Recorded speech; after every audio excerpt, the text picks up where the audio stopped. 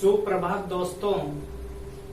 कल तक हमने कर्म कारक पढ़ा था दोस्तों, और उसका भी हमने 5वां सूत्र पढ़ा था, और उस सूत्र के सभी शब्दों के अर्थ हमने देखे थे। आज हम उन सभी के उदाहरण देखते हैं दोस्तों। हमारा कर्म कारक द्वितीय विभक्ति चल रहा था दोस्तों, तो देखिए कर्म कारक द्वितीय विभक्ति द्वितीय विभक्ति।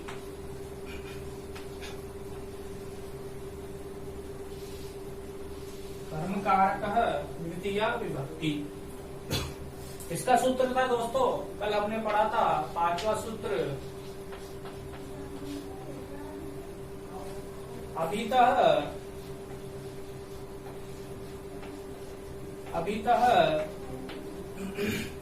परितः समया निक्सा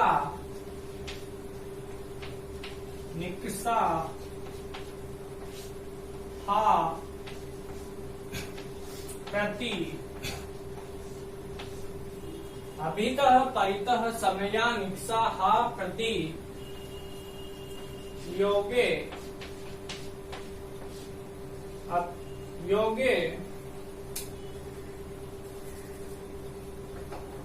अपि द्वितीय योगे अपि द्वितीय। दोस्तों यह सूत्र हम पढ़ रहे थे कल, और इसके जो ये शब्द है अभितः परितः समया निक्षा हा प्रति, इन सभी के हमने अलग अलग अर्थ लिख लिए थे कल। आज हम इन सभी के उदाहरण देखते हैं दोस्तों।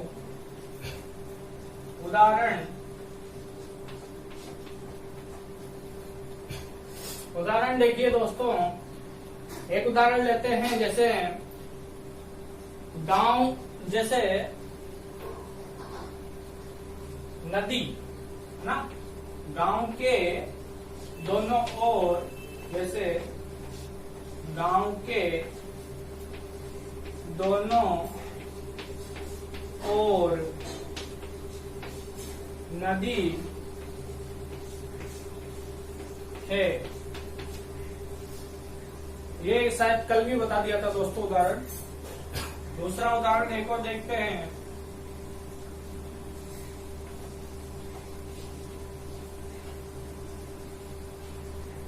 दूसरा उदाहरण,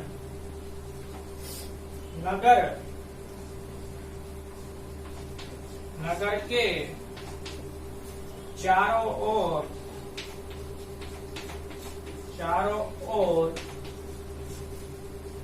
दीवार है। एक और उदाहरण देखते हैं दोस्तों। सड़क के दोनों ओर वृक्ष हैं। देखिए सड़क के दोनों ओर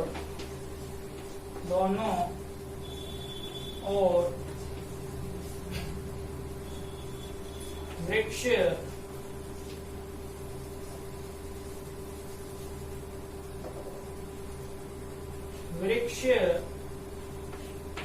है।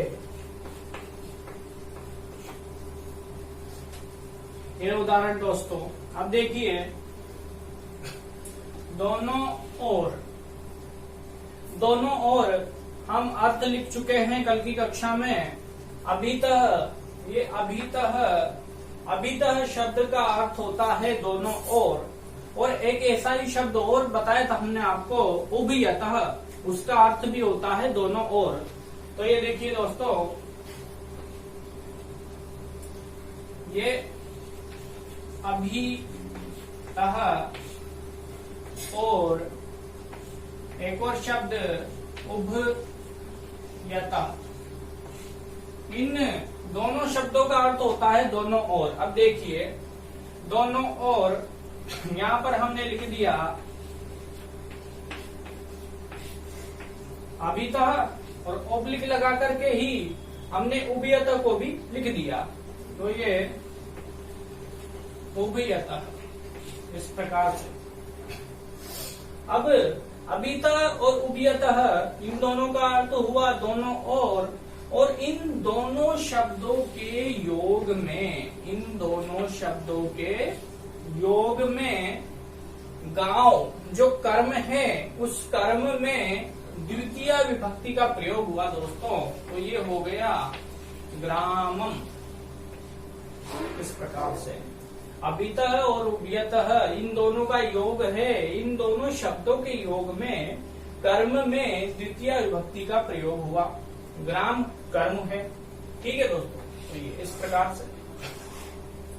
नदी यहाँ पर कर्ता है और है क्रिया है। नदी के रूप कैसे चलते हैं दोस्तों? नदी, नद्यो, नद्यः। तो कर्ता एक वचन, ये नदी, ये नदी हो गई दोस्तों। है क्रिया है, अस्ति, स्तः, सन्ति। इस प्रकार से रूप चलते हैं। तो अस्ति, ये आ गया अस्ति, ये अस्ति। इस प्रकार से ये क्रिया हो गई दोस्तों।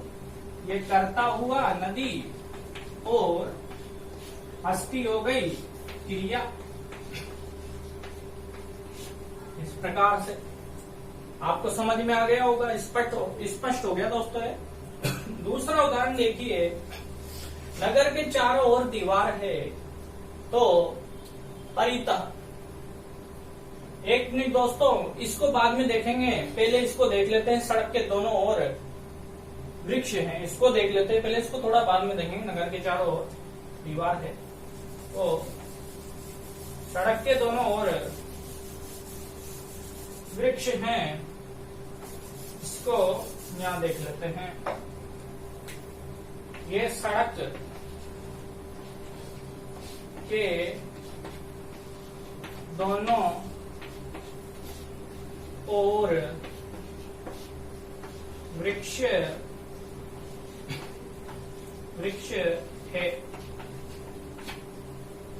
अब देखिए दोस्तों, सड़क के दोनों ओर वृक्ष हैं। अब ये दोनों ओर, अभी इस वाले उदाहरण में देखा हमने, दोनों ओर के लिए क्या प्रयोग किया जाता है? अभितः और उभयतः। तो ये आ गया अभितः, ये अभितः, और ये उभयतः। ये दोनों शब्द आ गए दोस्तों, अभितः और उभयतः दोनों ओर। अब वृक्ष हैं, एक सड़क है और उस सड़क के दोनों ओर वृक्ष हैं। तो एक दो वृक्ष तो होंगे नहीं दोस्तों, बहुत सारे वृक्ष होते हैं। तो वृक्ष क्या हुआ? बहुवचन हुआ, और वृक्ष है कर्ता। ठीक है, तो क्या आ जाएगा? कर्ता वृक्षः, बहुवचन का कर्ता। ये वृक्ष कर्ता, ये वृक्षाः। इस प्रकार से ये वृक्षाः हो गया दोस्तों। बहुवचन का कर्ता है तो क्रिया भी बहुवचन की आएगी। क्रिया कैसे चलती है? अस्ति, स्तः, सन्ति। तो वृक्षाः सन्ति, सन्ति क्रिया हो जाएगी दोस्तों। तो इस प्रकार से ये सन्ति, ये सन्ति क्रिया हो गई दोस्तों। ये कर्ता, याद रखिएगा दोस्तों, ये नदी कर्ता, अस्ति क्रिया। इसी प्रकार से ये वृक्षाः कर्ता और सन्ति क्रिया। ठीक है दोस्तों। अब अभितः और उभयतः के योग में सड़क जो है हमारा कर्म है, और सड़क को संस्कृत में कहते हैं दोस्तों राजमार्ग। तो उभयतः और अभितः के योग में सड़क जो कर्म है उसमें द्वितीय विभक्ति का प्रयोग होगा। तो क्या हो जाएगा दोस्तों? देखिए राजमार्गम। इस प्रकार से राजमार्गम ये हो गया दोस्तों। ये है कर्म। राजमार्गम क्या है? कर्म है। राजमार्गम अभितः उभयतः वृक्षा सन्ति। सड़क के दोनों ओर वृक्ष है। ठीक है दोस्तों। अब हमने ये अभी अभीतः और उभयतः इन दो शब्दों का प्रयोग जाना है। अब आगे बढ़ते हैं, इस परितः शब्द को लेते हैं। ठीक है दोस्तों, देख लीजिए। अब हम अगला उदाहरण लेते हैं।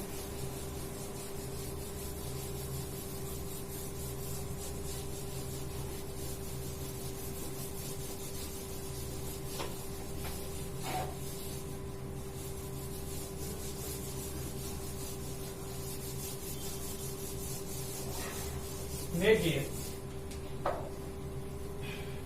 अब हम परिता को लेते हैं। एक उदाहरण है, नगर के चारों ओर दीवार है। ये उदाहरण हुआ। उदाहरण देखिए दोस्तों, नगर के चारों ओर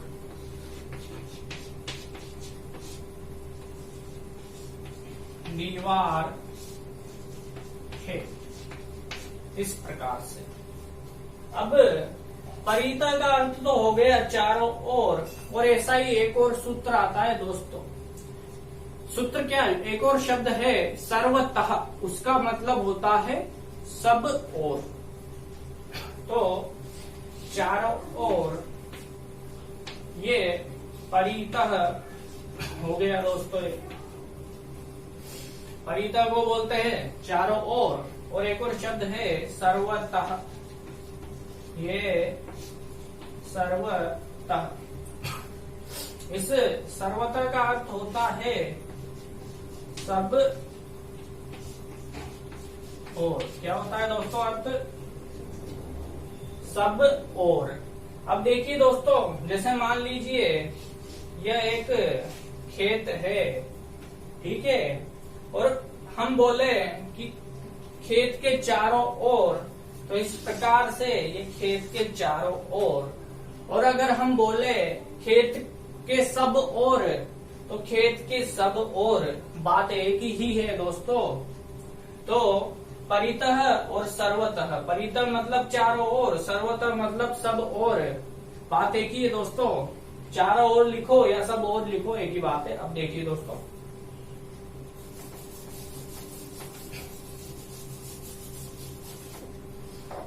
इस प्रकार से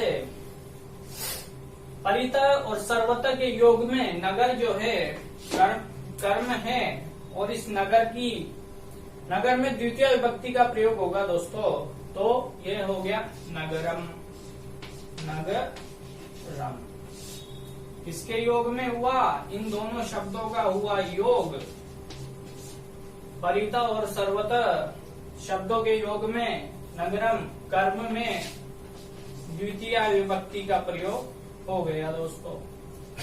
अब दीवार, एक दीवार है, तो एक वचन है, तो इसका अर्थ हो जाएगा प्राचीरः। प्राचीर को क्या बोलते हैं? दीवार। और एक वचन है, ये प्राचीर करता है, और क्रिया है अस्ति। प्राचीरः अस्ति, प्राचीरः अस्ति, इस प्रकार से दोस्तों। नगरम परितः सर्वतः प्राचीरः अस्ति। नगर के चारों ओर दीवार है, या नगर के सब ओर दीवार है।